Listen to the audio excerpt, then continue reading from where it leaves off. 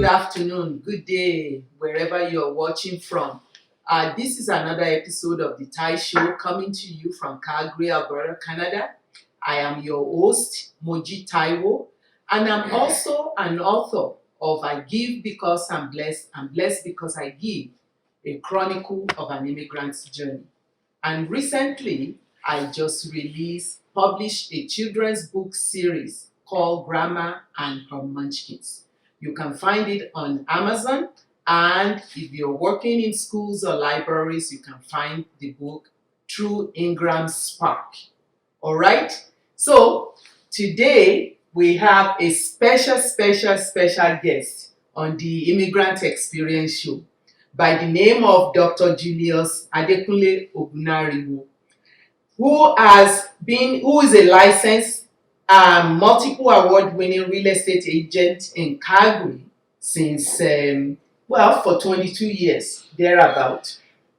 Previously a former microbiologist and a researcher, lecturer at the University of Ibadan, Nigeria from 1980 to 1988, and University of Calgary, Alberta, Canada from 1989 to 2000. Dr. Ogunnariwo is a consummate business person with a long history of business ownership from nightclubs to restaurants and fashion houses in his heydays. Currently, his business focus is on real estate. Dr. Ogunnariwo is a community leader, a coach, a mentor who played a critical role in the formation of the Nigerian-Canadian Association of Calgary and was the president of the same association from 1995 to 1999. Wow. Welcome to the show, Dr. Ogunnariwo. So, after all that I've said, did I capture everything? Yeah, you captured everything. In a nutshell? Yes. A lot of community people will know that Dr. O. Yes. Julius Ogunnariwo, aka Dr. O. Yes. Dr. O, the award-winning realtor and community leader in Calgary. So to start the question here, when did you arrive in Canada? 1989. 1989, and what brought you to Canada? Or did you arrive directly in Calgary?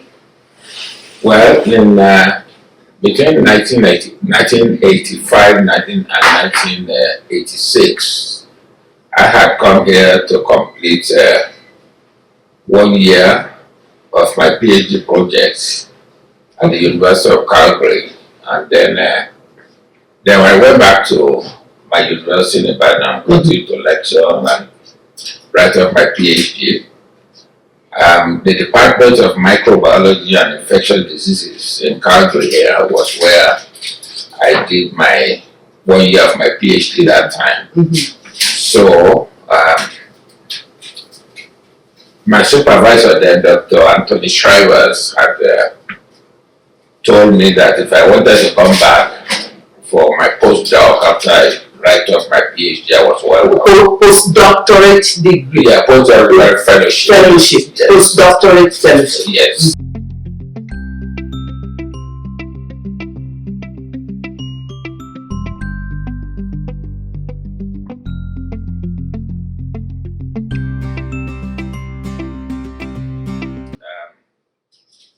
So I defended my thesis in 1988.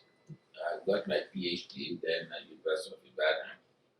And then I connected back with him again to say that I was ready now to come and start my postdoctoral fellowship with his lab at the University of Calgary, the Heritage Medical Research Building, which is part of Footage Hospital. Footage Hospital. So that's why I came back, with my family then. All right. So how has it been for you individually as an immigrant? So when you came back, did you have intention of coming to stay permanently? No, actually, I was initially I took 3 years leave of absence from University of Ibadan in Nigeria. And I was just going to do 3 years, and then go back home. But I came with my family. But once it started, once my children started their education here, and things were not getting better in Nigeria. Which is most of us, we thought we'll come out for a little bit, Yes. and watch, and if things get better, we'll go back. Yes. But then, I don't know if you found this, what I found is the longer we stay, the more we realize that the gap keeps getting wider and wider. Yes. I think what informed the decision to stay actually was more about the changing political situation in Nigeria. It wasn't getting better. Because of that, funding in the universities also. Oh, for research. In Nigeria was getting more and more difficult. Okay. Bad governance and good education that are very well, they are connected. So I'm doing a good research here and doing work here to start and go back to the system where even to buy reagents, you have to go with order from overseas and stuff like that. Coupled with my children education, like you said, the decision to go back was not an easy one. So ultimately, I had to go back to Nigeria when I now told them in Nigeria that I was going to take an early retirement from the university there. Okay. I was told that unless I put in 15 years in the service, I couldn't qualify for that. Okay. So I arranged with my department at U of C to take 1 year off from here. Okay. Went back to Nigeria to put in the last year. The last 1 year to go to 15 years. Oh my goodness. And of course, it was supposed to be 1 year, but at the end of the day, I probably didn't spend more than 6 to 7 months there because there was strike all the time. When the went on strike, there was nothing for me to do. I would quickly come back to my research here. And when we resumed, I would go back. So I made about 3 trips. Oh, to complete that 1 year. To complete that 1 year. And that's the way it went. So finally, I made the 15 year every year. I completed the 15 years. That's 1 year. I made it 15 years. So because of that, I'm now able to receive my pension from the university for whatever it's worth. Because if I didn't do that, I wouldn't have been able to get anything. Yes.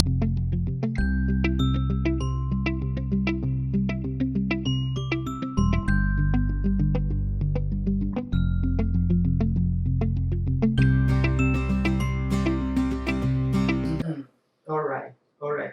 So, when you came back with the family, and at that time, of course, time is different now. Yes.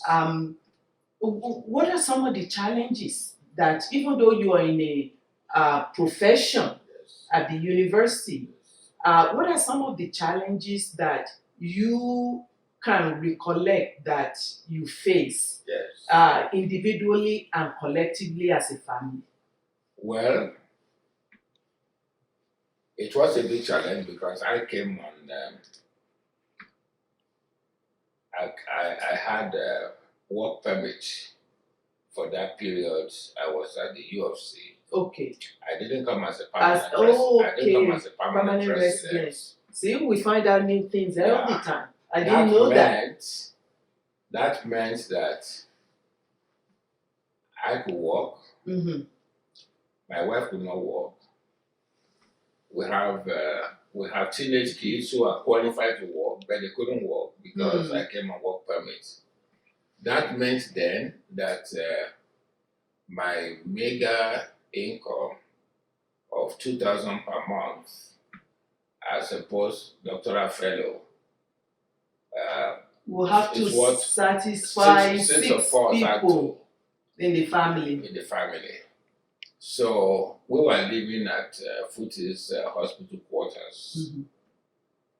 It's called South Tower. 3 bedrooms for 6 For of 6 us. people. Luckily enough, all our children are girls. Therefore, they are able to pair up into in 2 of the bedrooms. Yes. When my wife and myself were in 1 bedroom. 1 bathroom, I should say. Oh 3 my bedrooms, goodness. 1 bathroom. I know the South Tower. Yes. So you can imagine what that is chaos for 4 girls going to school, me going to work. So the queue for 1 bathroom in the morning and stuff like that. And poor you're the only guy in the family, and girls Yes. takes longer in the bathroom. That's right. And of course, we didn't have a car either. Okay. My wife was a nursing sister from Nigeria. She qualified as a nurse from England. Yes. Therefore, ordinarily, she would have been allowed to work. But because she didn't come here straight in those days, she now can only practice as a graduate nurse, as they call it. Okay. But even then, because I was on a work permit, because we were not permanent residents, whoever was going to employ her had to show that they've applied, they've advertised the job to other people, and there were no takers. Countrywide, there were no takers. And then, luckily enough, at a point then, there was a vacancy in one of the nursing homes very close to us at Footy's there. And the manager of that place also registered, came from England, trained in England. She was very excited to know that my wife also trained in England. So she gave her the opportunity, after satisfying that she has looked around for everywhere she couldn't get anybody. And that's a point there that you just made, is with most immigrants, all we need is opportunity. Yes. Especially when we know we're qualified. Yes. We just need an opportunity. Yes. Yeah. Yeah, so that was it. And the beauty of that, 2 things. Number one, our income stream increased. It improved. It improved because it's not only just my income anymore, it was our income. But more importantly, when we now decided to apply to become permanent residents, I didn't qualify because they said PhD is not in demand. It's not so much in demand that you can't find anybody in Canada to do it. Right? So, but nursing was in big demand. So my wife was now the one that was the applicant for the principal applicant for all of us to become permanent residents. So that's how we became permanent. We thank her. Yes. We thank her for having the one that got her in the first place, but she was the one that eventually made it possible for us. Yes. Yes. Yes. Yes. So with that, you can see some challenges already. Yes. There was the economic challenges. Yes. Yeah, and the fact that, like I said, we didn't come as permanent residents. It has its challenges. What are the challenges that you can remember from the kids? What are some of the challenges they shared? Well, first of all, the home comfort. That was a challenge, right? And again, because we didn't have a car, anywhere that we needed to go as a family, we didn't have enough income there to be able to just call taxi or something like that. We had to go by bus. I remember my wife and myself used to go by bus to Southland Superstore. Okay. Far in the Southwest. Yes. To go and do shopping, because at that time there are not many. No shopping. Big shopping around here. And the thing is that there was a direct bus from Foothills, where we were living, all the way to the superstore there. In Southland. In the Southland. We would go and shop on Saturday, and then, you know. And haul all the groceries back on the bus? Back on the bus. But when we now got to Foothills, we will call them, we will call the children to come and meet us, to come and carry the grocery. Wow. I have to say at this point also, I have to acknowledge some members of the Nigerian community who helped us out in a way. One of them is Mr. Jim Omobamiduro. Okay, yeah. He volunteered his time quite a bit to come and get us take you around on weekends, do some shopping and stuff like that. You know, he was very helpful. That's good. And you have to remember that in those days also there were very, very few Nigerians. Yes. And not only that, the Nigerians that were here, there were two categories of Nigerians. There were the ones that were doing well, and there were the ones that are not doing so well, and job-wise, they are working as taxi drivers. Even though they were educated? Yes, or working with this other place where low people, yeah. So you mean where the warehouse? Yes. Warehouse. Yes. Yeah. So the Nigerians that were doing well, and the other category did not really connect well. It's everybody to his own. Yes. Yeah, so there were not many professionals that we could even relate to. But that's a topic for another day. Yes. No, that's wonderful. So the kids, they persevere and survive the grocery, picking up the grocery here and there. Yes. Yeah. And there was also their challenges at school as well, because even though my wife and myself were exposed to the Western world. Because you lived in England. Yes, before. I studied in England. I had my first degree in England. My wife was not from, that's where we met in actual fact. So we were already exposed to the Western world. For my children, and even though the two youngest ones were born in England, they left in England when they were babies of 3 and 4 months. So they are more Nigerian. Yes, this was our first exposure. So one of the interesting things is that whereas at home, children bonded very well together and stuff like that. Yeah.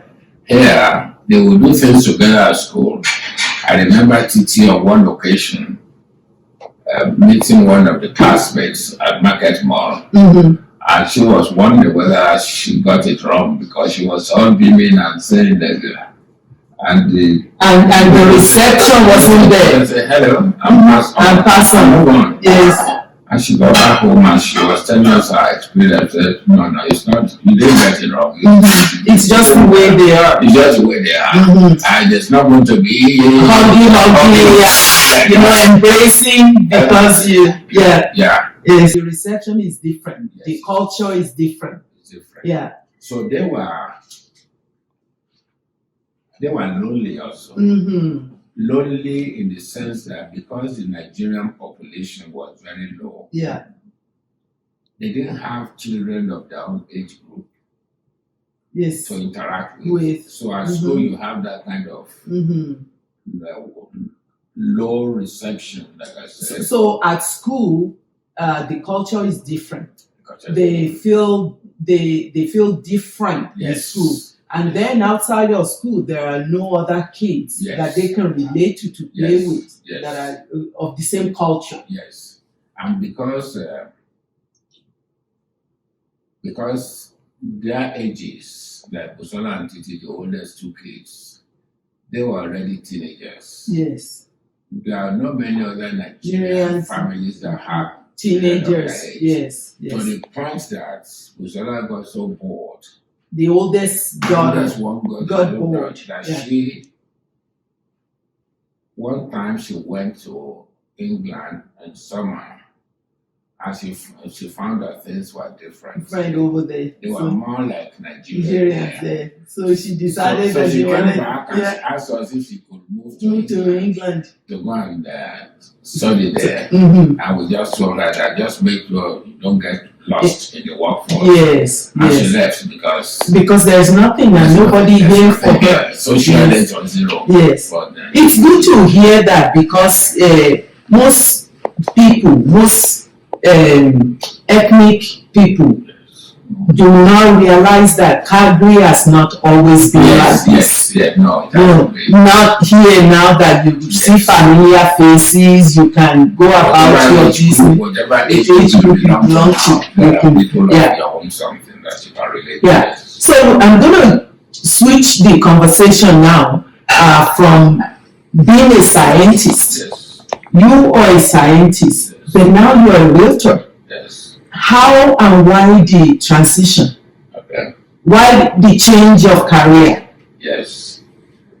I have always been an entrepreneur in nature.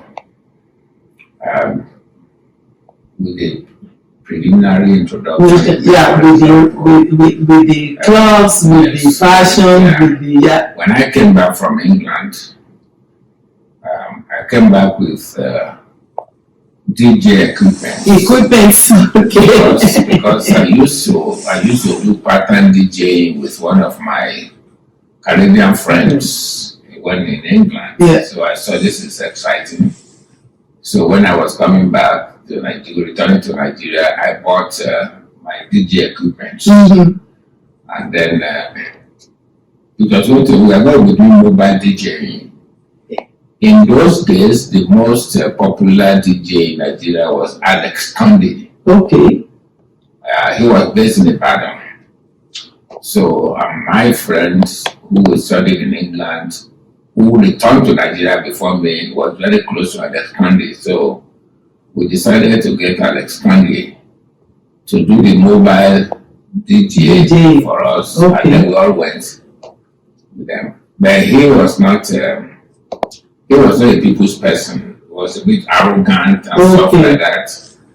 And on 2 occasions, we were playing for students. Mm-hmm. At one time, the medical doctors, medical students, the party UCH, mm-hmm. they kind of said we should just carry our equipment again because DJ Alejandro will not take anything from anybody. Okay. He wants to play what he wants to play. He will listen to. But the last straw that broke the camel's back was when we traveled to Ilorin Polytechnic to go and play for the kids. For the students. For the students. Mm-hmm. We were late.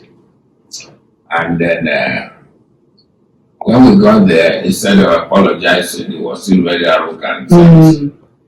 The kids, they threatened to bust some of my equipment and stuff like that. Mm-hmm. At that point, I said, no, forget about this one. Yes. So you've always been into business.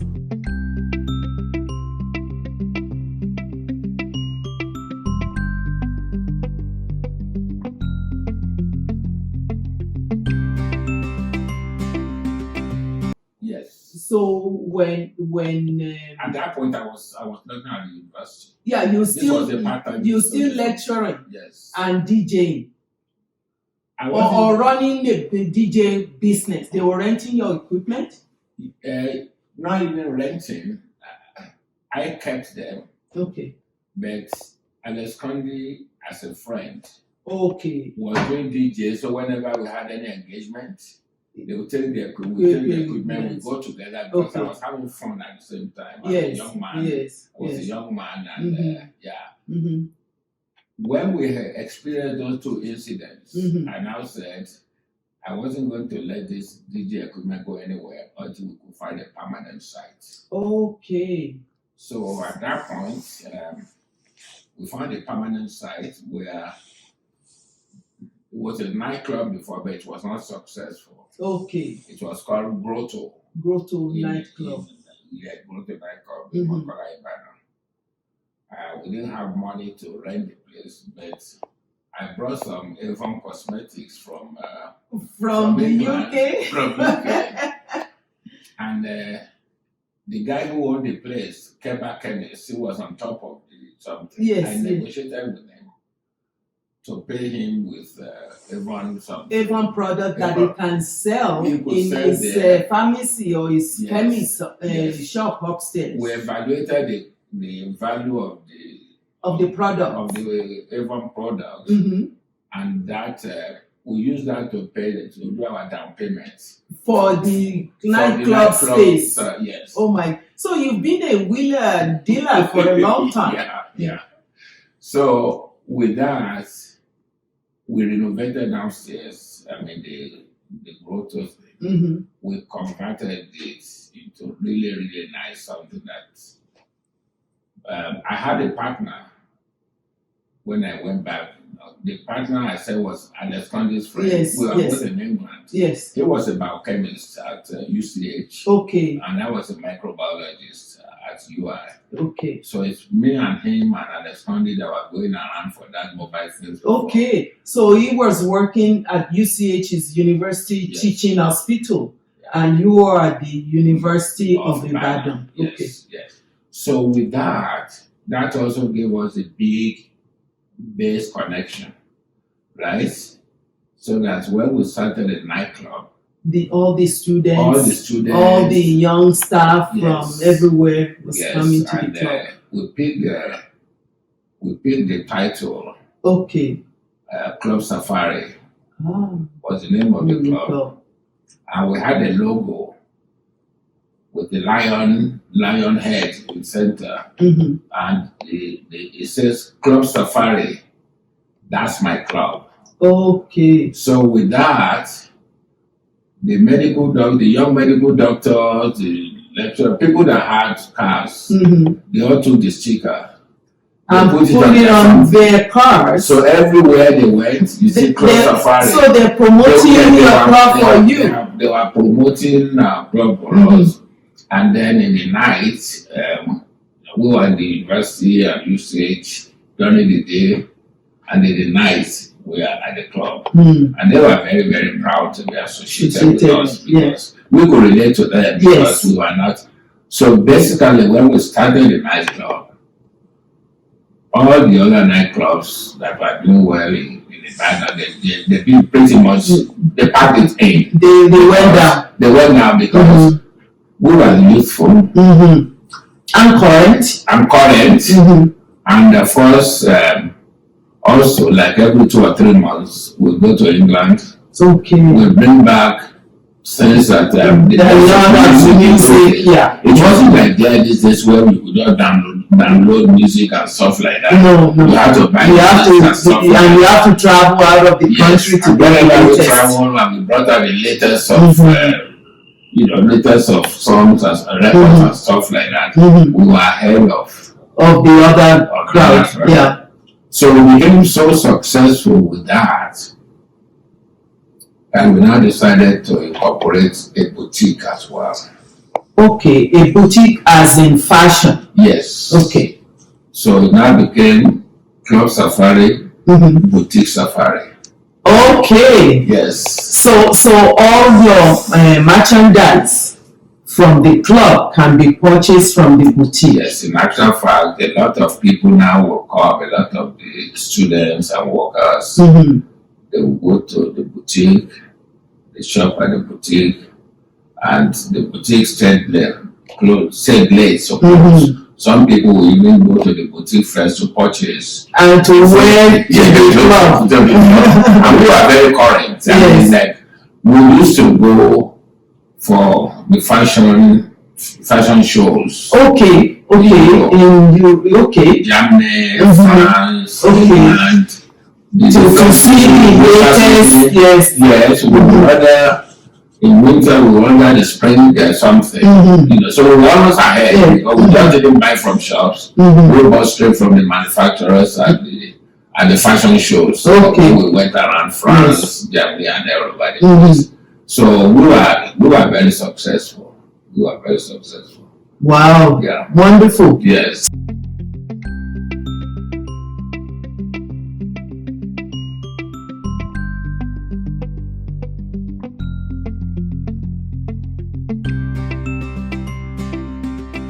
So that transition from being a scientist in Canada to real estate. Why real estate? Well, because I already have this entrepreneurial spirit Mm-hmm. in me. Some people were even saying that when I came to Canada, I should just continue to do boutique and so on. I said, no. Mm-hmm. Being a postdoctoral fellow here with a lot of research and stuff, very, very demanding that there was no time to do those to couple anything with that. Yes. It was pretty busy enough on its own that I didn't want to. I just wanted to get focused and what I was doing.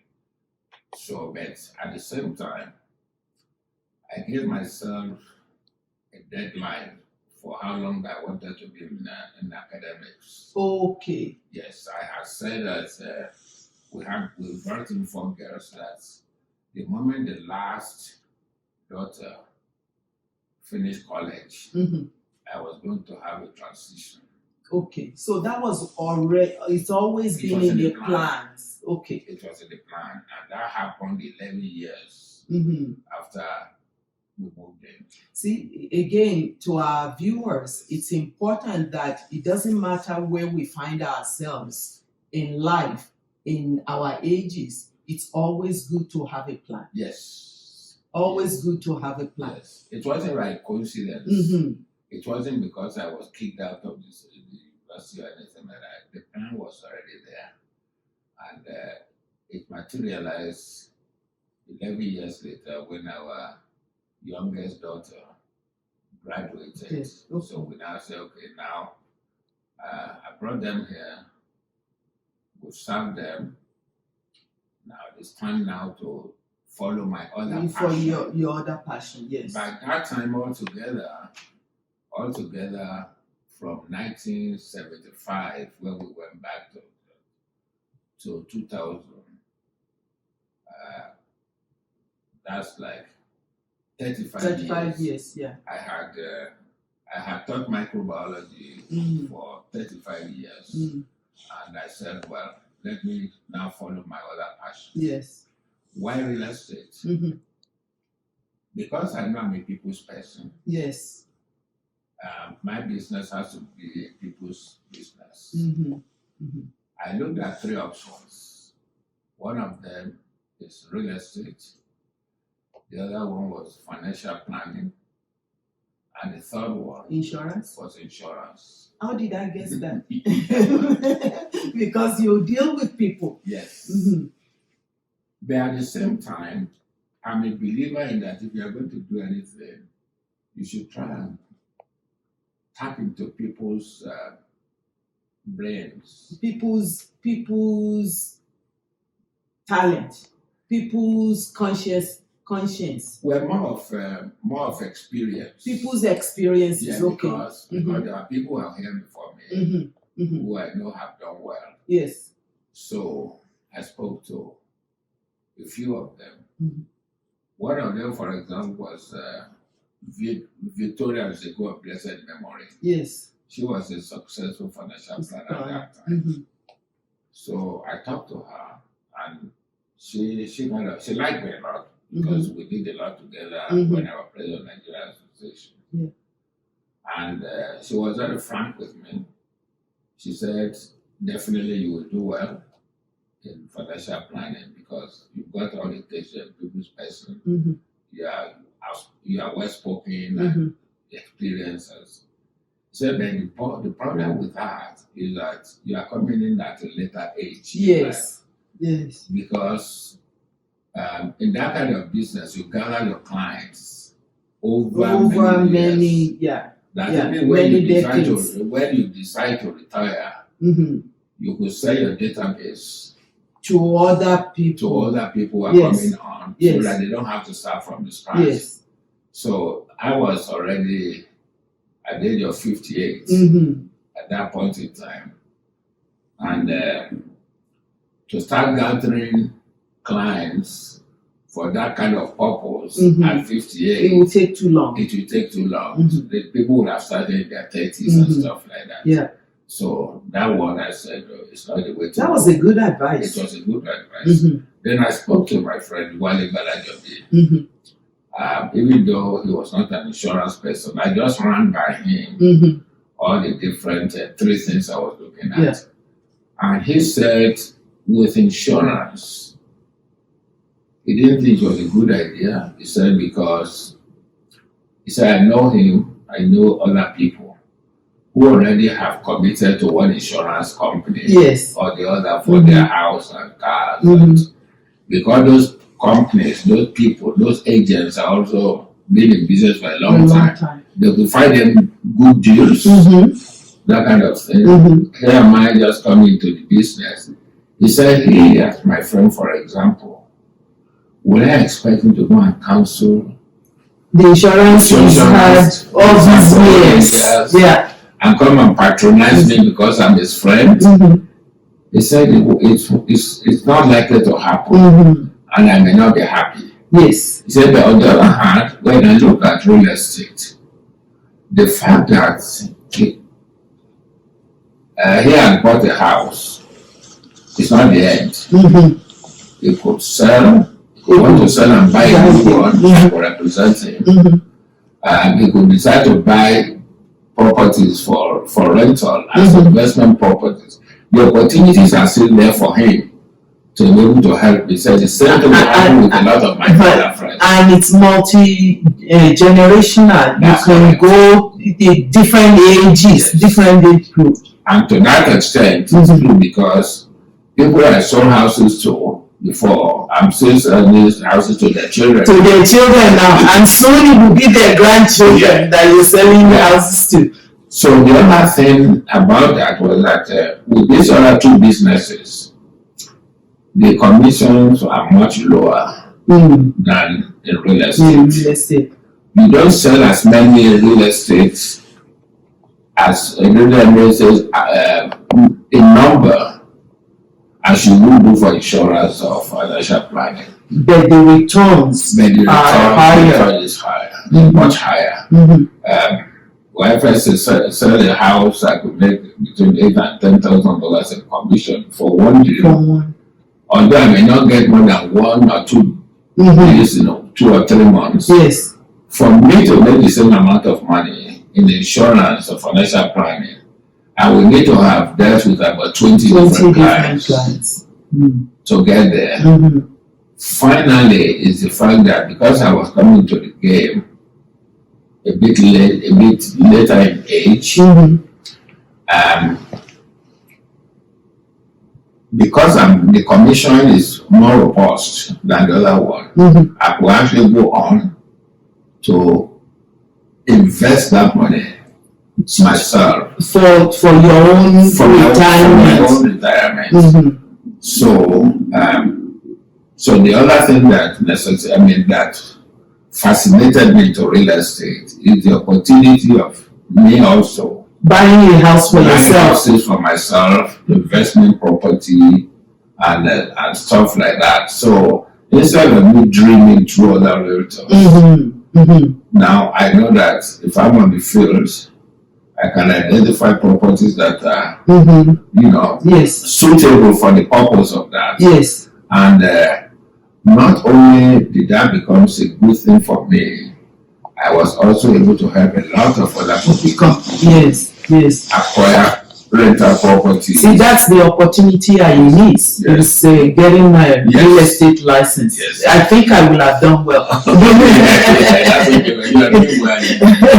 my own have different passion. Yes. They are following your passion. Yes. Because for me, real estate it's not only about making commission. No, it's you meet people, good people. Yes. And for somebody like me, like one of the young ladies said during my 80th birthday. Yes, it's 80th birthday. Yes. If you can, I wish to look this good when I'm that age. You're on your way to that. Because I wasn't looking this good when I was my age.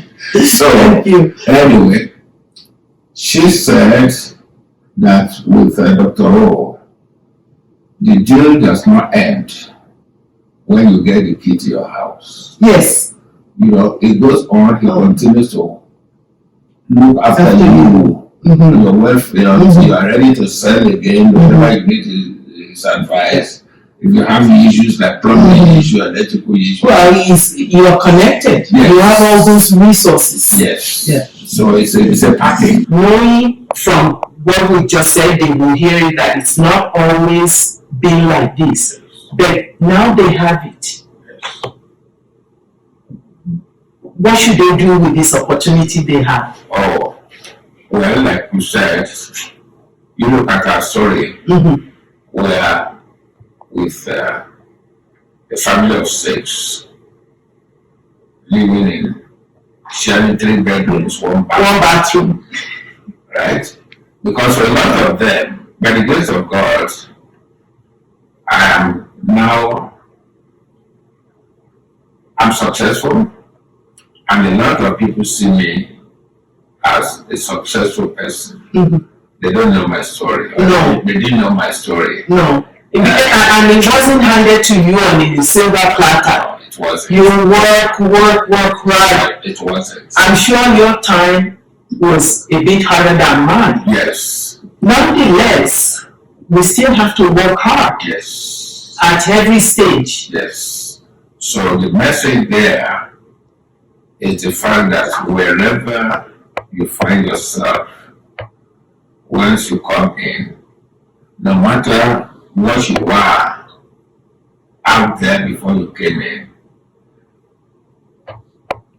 take the opportunity here and run with it. Because you are not going to start from the top. No. You are going to start from somewhere. Importantly, importantly, there has to be cooperation between the husband and the wife. If they come as couples. If they come as couple. Mm-hmm. If they come as couple. Mm-hmm. If they have little kids, it's not going to be easy. Right?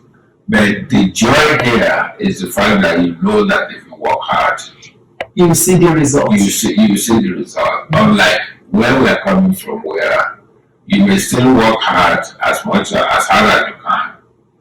If you don't know people, you may end up not getting anything. Here, it's not so much about who you know. Your own personality, your own work ethics, your own talents, skills, and resourcefulness are going to carry you a long way. Right? Luckily enough, like we said, things are not as hard as they used to be. Most of our young ones are coming as professionals. The professional jobs are out there.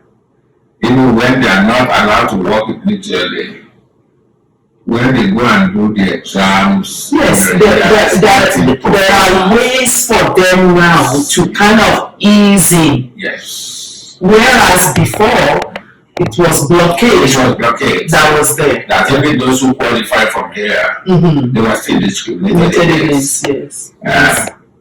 I'm happy that the image of Nigerians out there has changed. When you say that somebody is in Nigeria, now when people hear somebody in Nigeria, the language changes. Yes. It's a case of, they are smart. They are hardworking. They are dependable. Yes. They are resourceful. That's the kind of image that we carry now. And that's the kind of image also for Black people, because we're going to be hearing this episode in February, which is Black History Month. Okay. So again, too, the image of Black people here in Calgary, here in Alberta, here in Canada has changed. Yes.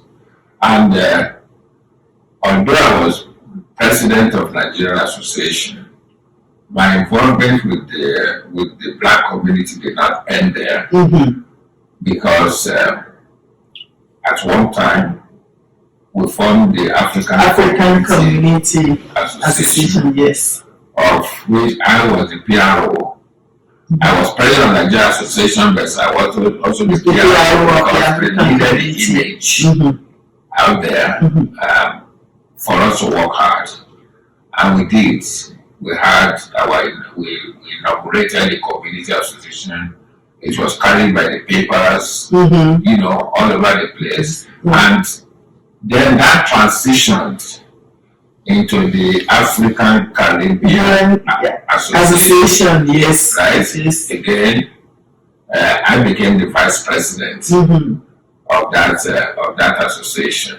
So the success from that the Nigerian Community Association got, more or less, transition into other areas. Yes. It encouraged other people to want to do things to do things with us. And of course, you remember that our relationship also didn't just stop there. You were the PRO when you went to one of the other black gatherings, and you saw the capability for police. In the Christian Silverberg. Yes. And you came back and you told me that you need to meet this lady. That's something. And for our gala of that, we invited her. And this was the former chief of police of Calgary. Yes, and at that point she was actually the first female chief of police in big city in North America. Yes, that was who she was. Yes. And on that gala night,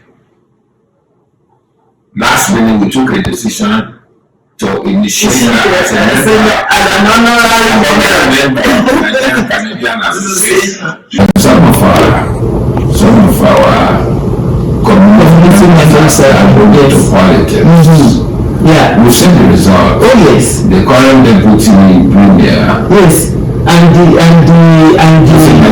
Nigerian and the lady in Fort McMurray. Yes. The council, the first female African black.